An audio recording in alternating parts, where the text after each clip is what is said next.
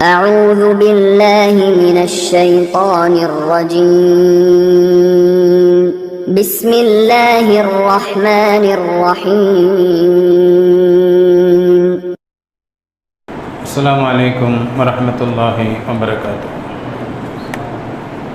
الحمد لله والصلاة والسلام على نبينا محمد رسول الله صلى الله عليه وسلم. أعوذ بالله من الشيطان الرجيم. بسم الله الرحمن الرحيم.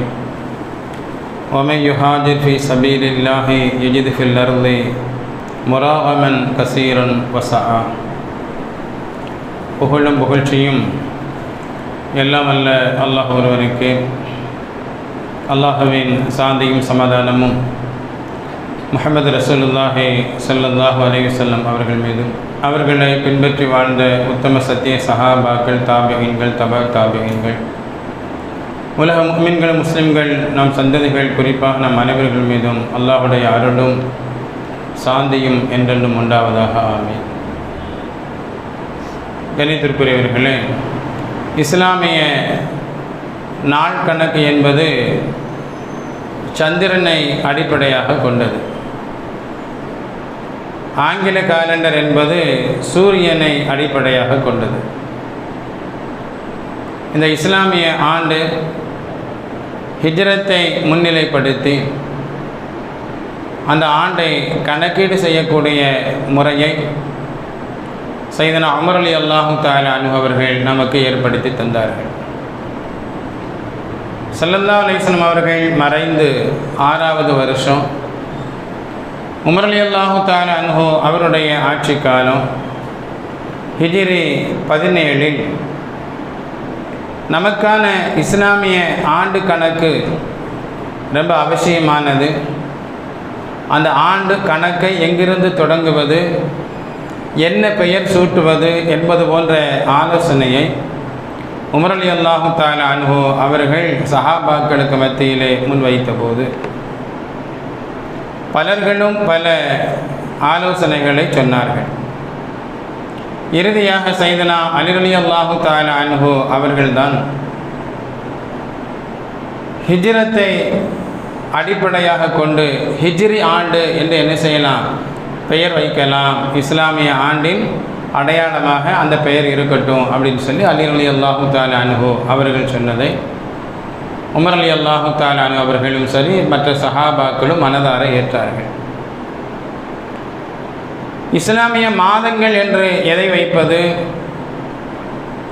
முதல் மாதம் என்று எதை குறிப்பிடுவது என்பது போன்ற பேச்சுக்கள் வந்தபோது அன்றைய அரபுகளின் பண்டைய காலத்திலிருந்து 12 மாதங்கள் இப்பொழுது எப்படி அரபு வார்த்தைகளில் பெயர்கள் இருக்கிறதோ, முஹர்ரம், சஃபர், ரபீல் அவல், ரபீல் ஆஹிர் என்று அந்த வார்த்தைகளை கொண்டே அரபுகளுடைய பண்டைய காலத்திலிருந்து அந்த பெயர்கள் புழக்கத்தில் இருந்தது.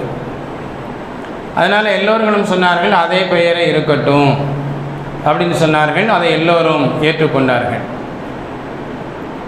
ஆனால் ஸல்லல்லாஹு அலைஹி வஸல்லம் அவர்கள் ஹிஜ்ரத் செய்தது ரபீல் அவல் மாதத்தில்.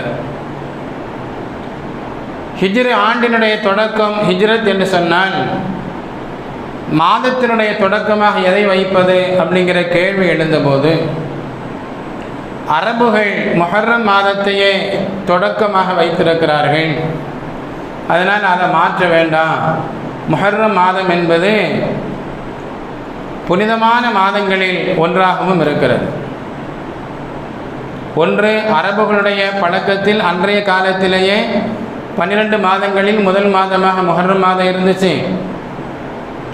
இரண்டாவது, அல்லாஹ் ரப்பல் ஆலமீன் 4 மாதங்களை புனிதமான மாதம் என்று அடையாளப்படுத்துகிறான். அதில் ஒரு மாதமாக இந்த முஹர்ரம் மாதம் இருக்குது. அதோடு மட்டுமல்லாமல் ஹாஜிகள் ஹஜ்ஜுடைய கடமைகளை நிறைவேற்றிவிட்டு தன்னுடைய ஊர் திரும்பக்கூடிய நாளாகவும் முஹர்ரம் மாதம் இருக்குது. அதனால் முஹர்ரம் மாதத்தை மாதங்களின் முதல் மாதமாக இருக்கட்டும் என்று சொன்னவர்கள் சையதுனா உஸ்மான் ரலியல்லாஹு தஆலா அன்ஹு அவர்கள். அதை அப்படியே சஹாபாக்கள் ஏற்றுக்கொண்டார்கள். அப்போ ஸல்லல்லாஹு அலைஹி வஸல்லம் அவர்கள் ஹிஜ்ரத் செய்தது கிபி 622 வருஷம். அங்கிருந்து தான் ஹிஜ்ரி என்பது முதல் ஆண்டாக கணக்கீடு செய்யப்படுகிறது. ஸல்லல்லாஹு அலைஹி வஸல்லம் அவர்கள் ஹிஜ்ரத் செய்தது ரபீஉல் அவ்வல் மாதத்தில் என்றாலும் முஹர்ரம் ஆரம்பம் என்று சஹாபா பெருமக்கள் முடிவு செய்தார்கள். அப்படி பார்த்தா ஹிஜ்ரியினுடைய தொடக்கம் அல்லாஹ்வுடைய கிருபையினால் கிபி 622 ஜூலை மாதம் 16ஆம் தேதி ஹிஜ்ரியினுடைய முதல் நாளாக வரலாற்றிலே பதிவு செய்யப்பட்டது. அல்லாஹ்வுடைய கிருபையினால் இன்றைய தினம் ஹிஜ்ரியினுடைய முதல் நாள், அதனுடைய தொடக்க நாளில் நாம் இங்கே அமர்ந்திருக்கிறோம். கண்ணியத்திற்குரியவர்களே, ஸல்லல்லாஹு அலைஹி வஸல்லம் அவர்கள் மறைந்த பின்பு இந்த ஆண்டு கணக்கீடு என்பது முடிவு செய்யப்பட்டது. அல்லாஹ் சுப்ஹானஹு வ தஆலா இந்த புதிய ஆண்டில் நம்மளுடைய பாவங்கள் அனைத்தையும் அல்லாஹ் ரப்பல் ஆலமீன் மன்னித்து நேரான வழியில் தொடர்ந்து நடந்திட, நல் முடிவை அடைந்திட, நல் வெற்றியை பெற்றிட, துன்யாவில் வாழும் காலமெல்லாம் இறைவன் விரும்புகின்ற இறை தூதர் காட்டி தந்த அழகான வழியில் நடந்திட, இறை கடமைகளையும் பிற கடமைகளையும் சிறப்பாக செய்யக்கூடிய பாக்கியத்தை அல்லாஹ் ரப்பல் ஆலமீன் நமக்கும் நம் சந்ததிகளுக்கும் உலக முஃமின்கள் அனைவர்களுக்கும் தந்து அருள் புரிவானார். அன்பார்வர்களே, ஹிஜ்ரத் அப்படின்னு சொன்ன உடனே ஸல்லல்லாஹு அலைஹி வஸல்லம் அவர்கள் பயணித்த அந்த நிகழ்வு ஞாபகப்படுத்தப்படுவதை யாரும் மறுக்க முடியாது.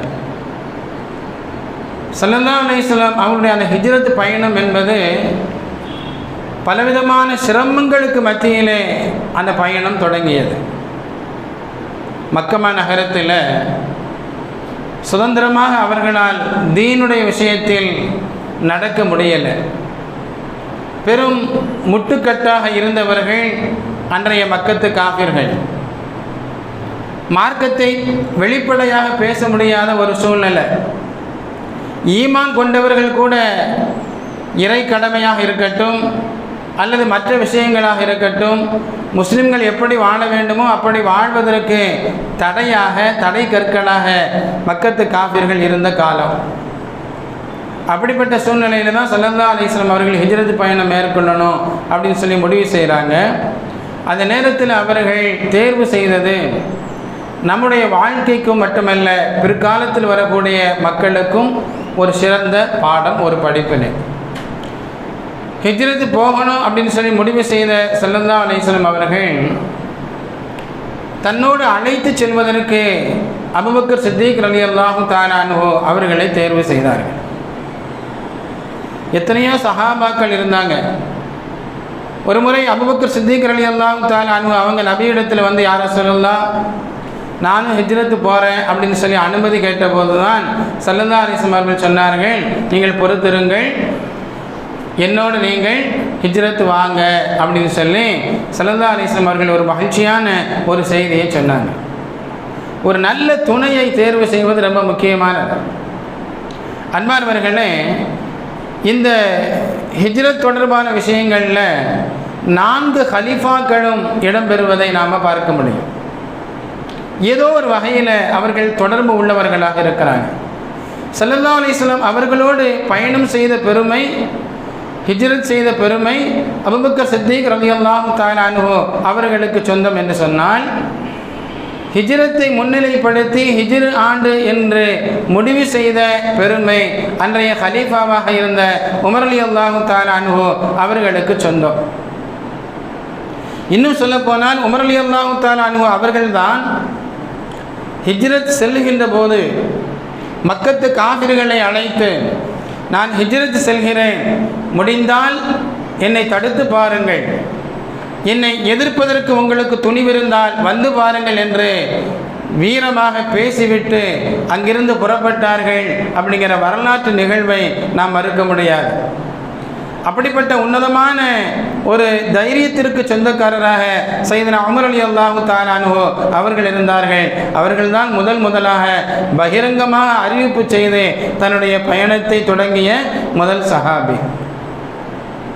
அதுபோல் சையதுனா அலி ரலியல்லாஹு தஆலா அன்ஹு அவர்கள்தான் இந்த ஹிஜ்ரி ஆண்டு ஹிஜ்ரத்தை முன்னிலைப்படுத்தி நாம் வைக்கலாம் அப்படின்னு சொல்லி ஆலோசனை சொன்னவர்கள். அது மட்டுமல்லாமல் ஸல்லல்லாஹு அலைஹி வஸல்லம் அவர்கள் இருக்கின்ற அந்த வீட்டை எதிரிகள் முற்றுகையிட்டார்கள். எப்படியாவது முஹம்மது நபியை கொன்றுவிட வேண்டும் என்று அவர்கள் திட்டம் தீட்டினார்கள். இதை அறிந்து கொண்ட முஹம்மது ரசூலுல்லாஹி ஸல்லல்லாஹு அலைஹி வஸல்லம் அவர்கள் தான் படுத்திருந்த இடத்தில் சையதுனா அலி ரலியல்லாஹு தஆலா அன்ஹு அவர்களை படுக்க சொன்னார்கள். சொன்னாங்க ஸல்லல்லாஹு அலைஹி வஸல்லம் அவங்க, நீங்கள் இங்கே தங்குங்க, இன்ஷா அல்லாஹ் நாம் மதீனாவில் என்ன செய்யலாம், சந்திக்கலாம் அப்படின்னாங்க. அப்படின்னா என்ன அர்த்தம், நீங்கள் இங்கே தூங்குங்க, உங்களுக்கு எந்த பாதிப்பும் ஏற்படாது என்பதை சூசகமாக முஹம்மது ரசூலுல்லாஹி ஸல்லல்லாஹு அலைஹி வஸல்லம் அவர்கள் சொன்னார்கள். சையதுனா அலி ரலியல்லாஹு தஆலா அன்ஹு அவர்கள் நபி படுத்திருக்கக்கூடிய இடத்தில் அவர்கள் படுத்து கொண்டார்கள். அதுபோல் ஹிஜ்ரத்தினுடைய அந்த ஆண்டு தொடக்க மாதமாக முஹர்ரம் வர வேண்டும் என்பதை சையதுனா உஸ்மான் ரலியல்லாஹு தஆலா அன்ஹு அவர்கள் தான் ஆலோசனையாக முன்வைத்தார்கள். அபிசினியாவிற்கு ஹிஜ்ரத் பயணம் மேற்கொண்ட போது முதல் பயணம் தொடங்கிய அந்த தருணம், அதற்கு தலைமை பொறுப்பு ஏற்ற பெருமை சையதுனா உஸ்மான் ரலியல்லாஹு தஆலா அன்ஹு அவர்களுக்கு இருக்கிறது. கண்ணியத்திற்குரியவர்களே, இப்படி 4 ஹலீஃபாக்கள் இந்த ஹிஜ்ரத்தினுடைய விஷயத்திலே பங்கு பெற்றார்கள் என்பதை நாம் நினைத்து பார்க்கும் இந்த நேரத்தில் ஹிஜ்ரத் அப்படிங்கிற பயணம் எப்படிப்பட்ட சூழ்நிலையில் அது தொடங்கப்பட்டது அப்படிங்கிறதையும் நாம் விளங்கணும். மார்க்கத்தை அல்லாஹ் ரப்பல் ஆலமீன் மக்களுக்கு எடுத்து சொல்ல சொன்னான். அதை நினைத்த நேரத்தில், நினைத்த தருணத்தில், நினைத்த மக்களுக்கு எடுத்து சொல்லக்கூடிய சூழ்நிலை அங்கே இல்லை. தீனை எதிர்க்கக்கூடிய மக்கள் அதிகமாக இருந்தார்கள். நபியை எதிர்த்தார்கள். நபி தோழர்கள் இஸ்லாத்தை ஏற்றார்கள் என்கிற ஒரே விஷயத்திற்காக கடுமையாக அவர்கள் தொந்தரவு செய்தார்கள். ஸல்லல்லாஹு அலைஹி வஸல்லம் அவர்களையே கொலை செய்வதற்கு அவர்கள் துணிந்த போது தன்னுடைய உயிரையும் தான் ஏற்றிருக்கக்கூடிய தீனையும் தானும் பின்பற்றி பிற மக்களுக்கும் எடுத்து சொல்ல வேண்டும் என்கிற உயரிய நோக்கத்தோடு கண்மணி நாயகம் ஸல்லல்லாஹு அலைஹி வஸல்லம் அவர்கள் மக்காவிலிருந்து மதீனாவிற்கு ஹிஜ்ரத் பயணம் மேற்கொண்டார்கள். அன்பானவர்களே, மக்காவில் சுதந்திரம் இல்லை, எந்த விஷயத்தையும் தீனையும் எடுத்து சொல்லக்கூடிய சூழல் இல்லை. ஆனால் மதீனா நகரம் அவர்கள் சென்றபோது அங்கிருந்த முஸ்லிம்கள், முஃமின்கள், அன்சாரி சஹாபாக்கள் கண்மணி நாயகம் ஸல்லல்லாஹு அலைஹி வஸல்லம் அவர்களை அப்படியே அன்பொழுக வரவேற்று அவர்களை அழைத்து சென்றார்கள். யஸ்ரிப் என்று இருந்த அந்த ஊரை கண்மணி நாயகம் ஸல்லல்லாஹு அலைஹி வஸல்லம் அவர்கள் மதீனா என்று பெயர் சூட்டி மகிழ்ந்தார்கள். அன்பானவர்களே, அது மதீனா என்கிற பட்டணமாக திகழ்ந்தது என்பது மட்டுமல்ல, ஸல்லல்லாஹு அலைஹி வஸல்லம் அவர்களை, நபி தோழர்களை அரவணைத்த பூமியாக மதீனா நகரம் இருந்தது. 12 நாளில் மதீனா நகரத்தில் அமைதி நிலவியது. இஸ்லாம் அங்கிருந்து புறப்பட்டது. பல இடங்களிலும் தீன் பரவியது என்று சொன்னால் அது வேகமாக மக்களுக்கு மத்தியிலே இஸ்லாம் பரப்பப்பட்டது. அல்லாஹ் ரப்பல் ஆலமீன் கொண்டு போய் சேர்த்தான். மதீனா நகரம் வந்து 8 ஆண்டுகளில் மக்கமா நகரம் வெற்றி கொள்ளப்பட்டது. எந்த ஊர் மக்கள் தன்னை வெறுத்தார்களோ, தன்னை கொலை செய்ய துணிந்தார்களோ, அந்த ஊரை அல்லாஹ் ரப்பல் ஆலமீன் நபியினுடைய கரத்தில் ஒப்படைத்தான். ஹிஜ்ரி 8வது வருஷம். அதைத் தொடர்ந்து அடுத்த வருஷம் பஹ்ரைன், இன்னும் யமனில் இஸ்லாம் பரவியது என்பது மட்டுமல்ல, யுத்தங்களிலும் வெற்றி வாகை சூடக்கூடிய மார்க்கமாக இஸ்லாம் பிரகாசித்தது. தபூக் யுத்தம் ஹிஜ்ரி 9 நடக்குது. மிக பிரம்மாண்டமான ஒரு வெற்றியை அல்லாஹ் ரப்பல் ஆலமீன் நபிக்கும் நபி தோழர்களுக்கும் இஸ்லாத்திற்கும் அல்லாஹ் வழங்கி அவர்களை கண்ணியப்படுத்தினார். அன்பானவர்களே, அப்போ ஹிஜ்ரத் என்பது ஒரு நெருக்கடியான நேரத்தில் அது தொடங்கப்பட்ட ஒன்று. முஸ்லிம்களுக்கு அச்சுறுத்தல் ஏற்பட்ட தருணத்தில் ஹிஜ்ரத் பயணம் மேற்கொள்ளப்பட்டது என்பதை நாம் நினைத்து பார்க்கும்போது, இன்றைய காலகட்டத்தில், இன்றைய தினத்தில், புதிய ஹிஜ்ரி ஆண்டு தொடக்க நாளில் நாம் நினைத்து பார்க்கிறோம். இன்றைய பொழுதும் முஸ்லிம்களுக்கு பல இடங்களிலிருந்தும் பல பாதைகளிலிருந்தும் அச்சுறுத்தல் இருந்து கொண்டே இருக்கிறது என்பதை யாரும் மறுக்க முடியாது. அல்லாஹ் ரப்பல் ஆலமீன் குர்ஆனில் சொல்லுவான், வமை யுஹாஜிர் ஃபீ சபீலில்லாஹி யஜிது ஃபில் அர்தி முராகமன் கஸீரன் வஸஆ. யார் தன்னுடைய இடத்தை விட்டு இடம்பெயர்ந்து அல்லாஹ்விற்காக வேண்டி பயணம் செய்கிறார்களோ, ஹிஜ்ரத் செய்கிறார்களோ, அவர்களுக்கு அல்லாஹ் ரப்பல் ஆலமீன் இந்த பூமியில் வசதியான பல இடங்களை கொடுப்பான், சௌகரியமான வாழ்க்கையை கொடுப்பான் என்று அல்லாஹ் ரப்பல் ஆலமீன் வாக்குறுதி அளித்தான். எத்தனையோ சஹாபாக்கள் தன்னுடைய உறவுகளை விட்டு ஹிஜ்ரத் பயணம் மேற்கொண்டார்கள். அதுபோல தன்னுடைய சொத்து சுகங்களை விட்டுவிட்டு தீனின் பிரகாரம் வாழ்வதற்கும் தீனை மக்களுக்கு எடுத்துச் சொல்வதற்கும் ஹிஜ்ரத் பயணம் மேற்கொண்டார்கள். அல்லாஹ் கொடுத்த அந்த வாக்குறுதியின் மீது அவர்களுக்கு அசைக்க முடியாத நம்பிக்கை. அன்பானவர்களே, அந்த சஹாபாக்களை அல்லாஹ் ரப்பல் ஆலமீன் மிக உயரிய பதவியில் அமர்த்தி அல்லாஹு தஆலா அழகு பார்த்தான் என்பதை வரலாறு நெடுக நாம் பார்க்க முடியும். மக்கமா நகரம் உயிருக்கு அச்சுறுத்தக்கூடிய நகரமாக இருந்தது. ஆனால் மதீனா நகரம் அவர்களுக்கு அமைதியை ஏற்படுத்தி கொடுத்தது.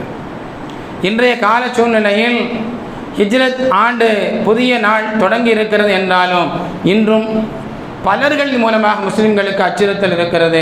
குறிப்பாக யூதர்கள் மூலமாக அச்சுறுத்தல் இருந்து கொண்டுதான் இருக்கிறது. சமீபத்தில் நடந்த பலஸ்தீனத்தில் நடந்த நிகழ்வுகள் அதற்கு பெரிய அத்தாட்சி.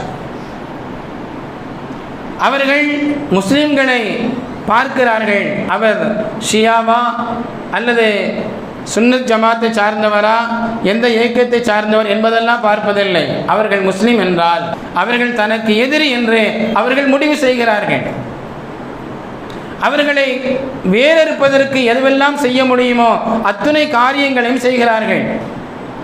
அன்பானவர்களே, காசா பகுதியில் 12,000த்திற்கும் மேற்பட்ட பச்சிளம் குழந்தைகளை கூட கொன்றொழித்தார்களே.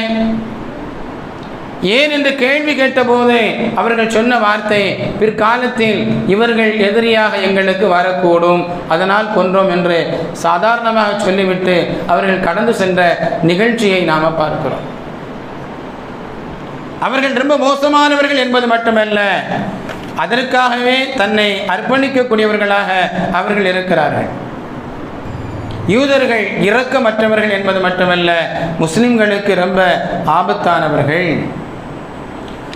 நாம் நம்முடைய திட்டமிடுதலை மிகச் சரியாக எடுத்து வைத்தோமேயானால் அல்லாஹ் ரப்பல் ஆலமீன் வெற்றியை தருவான் என்பதற்கு சிறந்த உதாரணம் ஹிஜ்ரத் அப்படிங்கிற ஒரு பயணம். ஸல்லல்லாஹு அலைஹி வஸல்லம் அவர்கள் தன்னோடு வருவதற்கு துணையாக அபூபக்கர் சித்திக் ரலியல்லாஹு தஆலா அன்ஹு அவர்களை தேர்வு செய்தார்கள். ஒரு பேச்சு துணைக்கு யாராவது வேணும் அல்லது ஒன்றாக வருவதற்கு ஒரு ஆள் வேணும் அப்படின்னு சொன்னால், அல்லது ஒரு வீரர் வேணும் அப்படின்னு சொன்னால் உமர் ரலியல்லாஹு தஆலா அன்ஹு அவர்களை ஸல்லல்லாஹு அலைஹி வஸல்லம் அவங்க தேர்வு செய்திருப்பாங்க. அல்லது ஹம்ஸா ரலியல்லாஹு தஆலா அன்ஹு அவர்களை தேர்வு செய்திருப்பார்கள். ரெண்டு பேரும் பெரிய வீரர். ஒன்றாக வந்தால் போதும் என்று அவர்கள் நினைத்தால், ஒரு ஆள் தேவன் நினைச்சா ஸைத் ரலியல்லாஹு தஆலா அன்ஹு அவர்களை தேர்வு செய்திருக்கலாம். அல்லது வேறு ஏதாவது சஹாபாக்களை ஸல்லல்லாஹு அலைஹி வஸல்லம் அவங்க தேர்வு செய்யலாம். ஆனால் அவர்கள் தேர்வு செய்தது சையதுனா அபூபக்கர் சித்திக் ரலியல்லாஹு தஆலா அன்ஹு அவர்கள் என்கிற போது அதில் பல ரகசியங்கள் இருக்கிறது என்பதை அபூபக்கர் நாயகத்தினுடைய வரலாறை படித்தவர்களுக்கு தெரியும். கண்ணியத்திற்குரியவர்களே, அது ஒரு பெரும் பாக்கியம், நபியோடு ஹிஜ்ரத் செய்யக்கூடிய பாக்கியம். அபூபக்கர் சித்திக் ரலியல்லாஹு தஆலா அன்ஹு அவர்களுக்கு நபிகள் நாயகம் ஸல்லல்லாஹு அலைஹி வஸல்லம் அவங்க சொன்னாங்க, என்னோடு சேர்ந்து நீங்கள் ஹிஜ்ரத்து வாங்க அப்படின்னு சொன்னாங்க. அபூபக்கர் சித்திக் ரலியல்லாஹு தஆலா அன்ஹு அவர்கள் நபி எப்பொழுது வருவார்கள் என்று எதிர்பார்த்து கொண்டே இருந்தார்கள். அபூபக்கர் சித்திக் ரலியல்லாஹு தஆலா அன்ஹு அவர்களை நபிகளார் சந்தித்து ஹிஜ்ரத் பயணம் போகலாம் அப்படின்னு சொல்லி முடிவு செய்த போது ரெண்டு பேரும் ஹிஜ்ரத் பயணம் போகிறாங்க. அப்படி போகின்ற பாதையிலேயே அபூபக்கர் சித்திக் ரலியல்லாஹு அன்ஹு அவர்கள் திடீரென்று நபிக்கு முன்னால் போவார்கள். கொஞ்ச நேரம் கழித்து நபிக்கு பின்னால் வருவார்கள். ஸல்லல்லாஹு அலைஹி வஸல்லம் அவங்க கேட்பாங்க, ஏன் இப்படி செய்கிறீங்க அப்படின்னு சொல்லி. யாரை சொல்லலாம், எதிரிகள் உங்களை நோட்டமிடுகிறார்களா, உங்களை நெருங்கி வருகிறார்களா என்று நான் பார்ப்பதற்காக உங்களுக்கு பின்னால் செல்கிறேன். நபியே நாயகமே, சவுரு குகையில் தங்க வேண்டுமே, அந்த குகை இருக்கும் இடத்தை உங்களுக்கு அடையாளம் காட்டுவதற்காக உங்களுக்கு முன்னால் செல்கிறேன் அப்படின்னு சொல்லி ஸல்லல்லாஹு அலைஹி வஸல்லம் அவரிடத்தில் அபூபக்கர் நாயகம் சொன்னாங்க. ஏதாவது ஒரு தீங்கு வந்தால் தனக்கு வரட்டும், நபிக்கு வந்துவிடக்கூடாது அப்படிங்கிற ஆசையும் அக்கறையும் கொண்டவர்கள் சையதுனா அபூபக்கர் சித்திக் ரலியல்லாஹு தஆலா அன்ஹு அவர்கள். தன்னுடைய மொத்த குடும்பத்தையும் இந்த ஹிஜ்ரத் பயணத்திலே அவர்கள் ஈடுபடுத்தினார்கள் என்கிற விஷயத்தை வரலாற்றிலே நாம் பார்க்க முடியும். சவுரு குகையில் 3 நாள் தங்குறாங்க. அந்த குகை வந்தபோது ஸல்லல்லாஹு அலைஹி வஸல்லம் அவர்கள் உள்ளே செல்வதற்கு முயற்சித்த தருணம், நபியை தடுத்து நிறுத்திவிட்டு சொன்னார்கள், யார சொல்லலாம், உள்ளே நான் போயிட்டு வந்த பின்னாடி சூழ்நிலையை நான் தெரிஞ்ச பின்னாடி நீங்கள் உள்ளே வாங்க அப்படின்னு சொல்லிட்டு அபூபக்கர் நாயகம் உள்ளே போனாங்க. உள்ள நிலைமை எப்படி இருக்குது அப்படிங்கிறத பார்த்தாங்க. ஸல்லல்லாஹு அலைஹி வஸல்லம் அவர்கள் உள்ளே வந்தால் நல்ல வசதி இருக்குமா, தங்க முடியுமா, எதிரிகளுடைய பார்வையை விட்டு நாம் பாதுகாப்பு பெறலாமா அப்படிங்கிற விஷயத்தையெல்லாம் அவர்கள் பார்த்ததோடு மட்டுமல்லாமல் ஏதாவது நபிக்கு இங்கே தீங்கு செய்யக்கூடிய ஏதாவது இருக்குதா அப்படிங்கிறதையும் பார்த்தாங்க. அங்கே சில ஓட்டைகள் இருக்கிறது, விஷ ஜந்துக்கள் இருக்கலாம் என்கிற அச்சம் ஏற்பட்ட போது அபூபக்கர் சித்திக் ரலியல்லாஹு தஆலா அன்ஹு அவர்கள் அதை முதலில் அடைத்தார்கள்.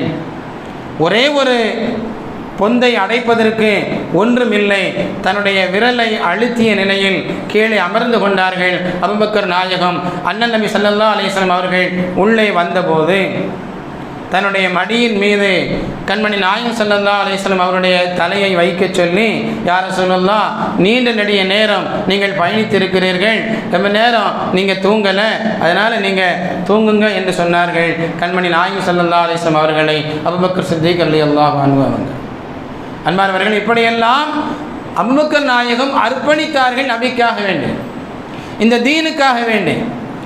அவர்கள் புறப்படுகின்ற நேரத்தில் தன்னோடு இருந்த செல்வங்கள் அனைத்தையும் கொண்டு வந்தார்கள். ஹிஜ்ரத் பயணம் ரொம்ப மோசமானது. பணம் செல்வம் தேவை என்று சொன்னால் அது தன்னுடைய பணமாக இருக்கட்டும் அப்படின்னு சொல்லி அபூபக்கர் நாயகம் தன்னுடைய காசுகள் மொத்தத்தையும் தன்னோடு கொண்டு வந்தார்கள். அபூபக்கர் நாயகத்தினுடைய தந்தை அபு குஹாஃபா, அவங்க இஸ்லாத்தில் அப்போ இல்லை. அவங்க சொன்னாங்க, அவர்களுக்கு பார்வை கொஞ்சம் குறைவும், தன்னுடைய மகனை காணோம், பணம் இருந்த இடத்தில் பணம் இல்லை. அவர்கள் சப்தமிட்டு சொன்னார்கள், அபூபக்கர் செல்வத்தை அனைத்தையும் எடுத்து சென்று விட்டார், நம்மை கஷ்டத்தில் ஆழ்த்தி விட்டார் என்று சப்தமிட்ட போது அபூபக்கர் சித்திக் ரலியல்லாஹு அன்ஹு அவர்களுடைய அன்பு மகள் அஸ்மா ரலியல்லாஹு தஆலா அன்ஹா அவங்க என்ன செஞ்சாங்க, ஒரு பாத்திரத்தை கொண்டு வந்து, பெரும் பாத்திரம் தான், அதில் காசு பணம் இல்லை, இருந்தாலும் அந்த அபு குஹாஃபா தன்னுடைய தந்தையினுடைய கரம் பிடித்து அந்த பாத்திரத்தில் கையை வைத்து சொன்னார்கள், பணத்தை நமக்காக கொஞ்சம் விட்டு சென்றிருக்கிறார், கவலைப்படாதீங்கன்னு சொன்னார். அதோடு மட்டுமல்ல, அபூபக்கர் சித்திக் ரலியல்லாஹு தஆலா அன்ஹு அவர்கள் தன்னுடைய அன்பு மகன், அந்த மகனிடத்தில் ஒரு கோரிக்கை வைத்தார்கள், நீங்கள் பகல் முழுவதும் மக்கமா நகரத்தில் இருக்கணும், மக்கள் எங்கள் தொடர்பாக என்ன பேசுகிறாங்க என்பதை நீங்கள் தெரிந்து கொள்ளணும், அதற்கு பின்பு இரவு நேரத்தில் நாங்கள் இருக்கக்கூடிய சவுரு குகைக்கு வந்து எங்களிடத்தில் அந்த தகவலை சொல்லணும். சிறந்த உளவாளியாக அபூபக்கர் சித்திக் ரலியல்லாஹு தஆலா அன்ஹு அவருடைய மகனார் செயல்பட்டார்கள். அதுபோல் அபூபக்கர் சித்திக் ரலியல்லாஹு தஆலா அன்ஹு அவங்களுடைய அடிமை ஆமிர், அவங்ககிட்ட அபூபக்கர் நாயகம் சொல்லி வச்சாங்க, நாங்கள் இருக்கக்கூடிய பகுதியில், மலை பகுதியில் உன்னுடைய ஆடுகளை நீ மேய்த்து கொண்டுரு, ஆடுகளை பகல் முழுவதும் மேய்க்கணும், இரவு நேரம் வந்துவிட்டால் அந்த ஆட்டில் பால் கறந்து எங்களுக்கு கொண்டு வந்து கொடுக்கணும் அப்படின்னு சொல்லி அபூபக்கர் சித்திக் ரலியல்லாஹு தஆலா அன்ஹு அவர்கள் தன்னுடைய அடிமை ஆமிரிடத்திலே சொன்னார்கள்.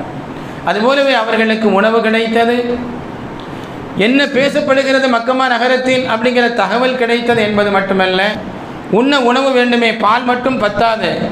அதனால் தன்னுடைய மனைவி இடத்தில் சொன்னார்கள், நீ ஒவ்வொரு நேரமும் எங்களுக்கு தேவையான உணவுகளை சமைத்து கொடு, ஆனால் உணவை கொண்டு வருவது நீ அல்ல, என்னுடைய மகள் அஸ்மா கொண்டு வரட்டும், அவள் சின்ன பிள்ளை, அவள் உணவை கொண்டு வரும்போது மற்றவர்களுடைய பார்வையில் சந்தேகம் எழாது, அதனால் நீ என்ன செய்ய, அஸ்மாவிடத்தில் அந்த உணவை கொடுத்து அனுப்பு என்றார்கள் அபூபக்கர் சித்திக் ரலியல்லாஹு தஆலா அன்ஹு. இப்படி தன்னுடைய குடும்பத்தையும் அர்ப்பணித்தார்கள் அபூபக்கர் நாயகம். இந்த ஹிஜ்ரத்தினுடைய பயணம் வெற்றி பயணமாக அமையணும் என்பதற்காக வேண்டி கிட்டத்தட்ட 6000 திர்ஹங்களை அபூபக்கர் சித்திக் ரலியல்லாஹு தஆலா அன்ஹு அவர்கள் தன்னுடைய கைவசம் வைத்திருந்தார்கள் என்பதை வரலாற்றில் பதிவு செய்கிறாங்க.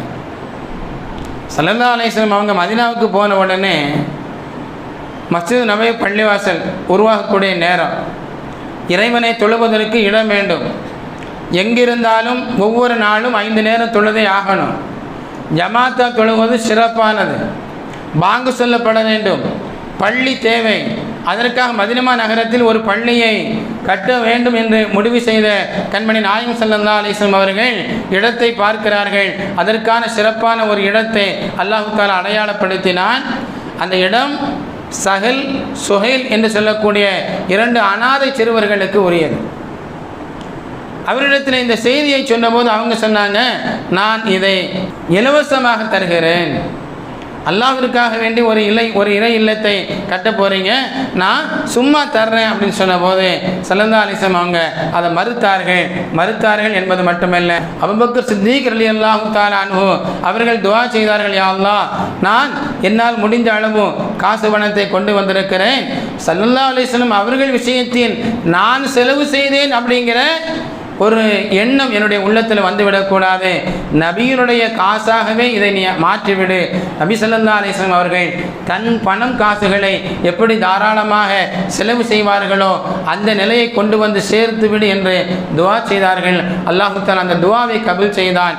அந்த மஸ்ஜித் நபவி பள்ளிவாசல் கட்டக்கூடிய அந்த இடத்தை அபூபக்கர் சித்திக் ரலியல்லாஹு தஆலா அன்ஹு அவர்கள் கைவசம் இருந்த அந்த பணத்தை கொண்டுதான் முஹம்மது ரசூலுல்லாஹி ஸல்லல்லாஹு அலைஹி வஸல்லம் அவர்கள் வாங்கினார்கள் அப்படிங்கிற வரலாற்று நிகழ்வுகளை எல்லாம் நாம் பார்க்கிறோம்.